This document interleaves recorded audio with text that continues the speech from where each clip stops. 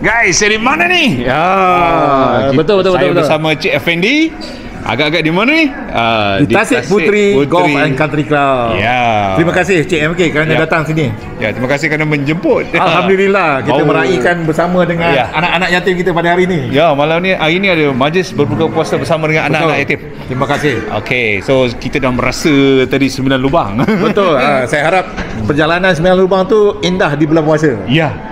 Direstui. Itu yang penting tu. Kita nak bagi tahu dekat kita punya follower, 26 hari bulan kita ada buat program di sini. Alhamdulillah. Semanis kurma, sepahit obi 3.0.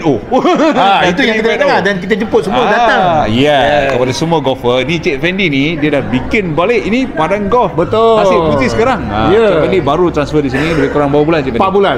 Dalam masa 4 bulan tu kita buat transformasi padang di mana di depan golf course ni dia tak ada sogi lagi dah. Tak ada sogi itulah dia punya orang kata rumahan daripada golfer-golfer kita lah. Tapi dah tiada lagi. Jemput datang. Saya pun dah dapat merasakan tadi. Green pun baik. Alhamdulillah. Tapi nama Tasik Puteri ni dah well known lah. Kalau kita buat program Tasik Puteri, memang ramai lah yang datang. Alhamdulillah. So sebelum bulan puasa ni je Benny, kita ada juga buffet Ramadan.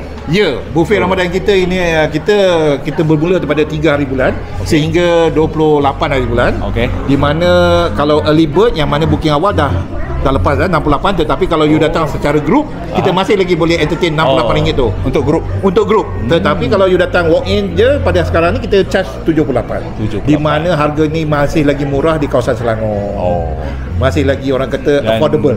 Makanan yang paling special? Makanan paling special ialah mi kari, sate dan kambing bakar kita. Kambing bakar guys. Yes. Jadi kalau nak tahu mana, datang Tasik Puteri. Jadi saya akan bawakan kepada anda, tengok video ni sampai habis, apa yang ada juara-juara yang menarik. Betul. Di sini nanti guys. Okey Cik Odi. Selamat berbuka puasa. Sama-sama. Terima kasih semua. Bye bye. Cuba kita sebut manis-manis satu. Manis-manis satu. Yes.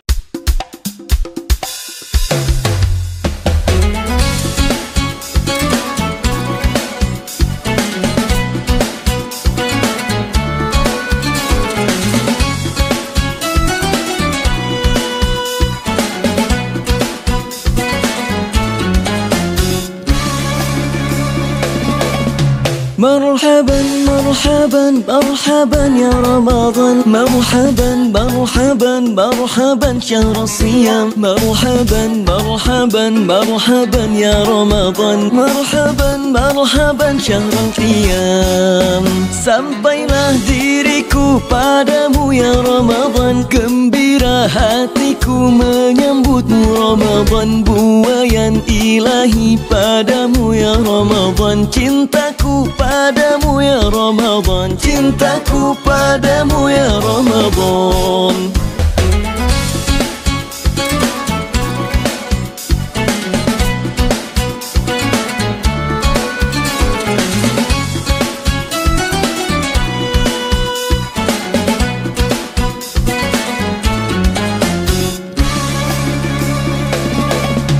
مرحبا مرحبا مرحبا يا رمضان مرحبا مرحبا مرحبا شهر الصيام مرحبا مرحبا مرحبا يا رمضان مرحبا مرحبا شهر القيام sampailah diriku padamu ya Ramadan gembira hatiku menyambutmu Ramadan buayan ilahi padamu ya Ramadan cintaku.